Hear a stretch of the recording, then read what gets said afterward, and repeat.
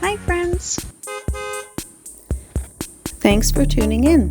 If you like this video, please give it a like, comment below, and take a moment to subscribe to our channel.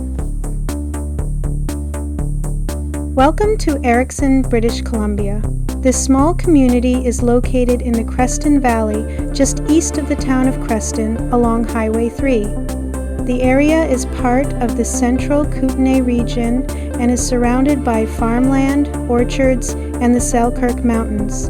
The climate here is mild, which makes it a great place for growing fruit. Erickson was named after Hans Erickson, one of the early settlers who helped develop the area in the early 1900s.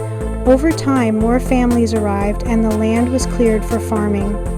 Fruit growing became an important part of life here, especially apples, cherries, and peaches.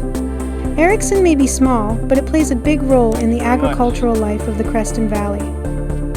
Thank you for joining us on this tour of Erickson, British Columbia.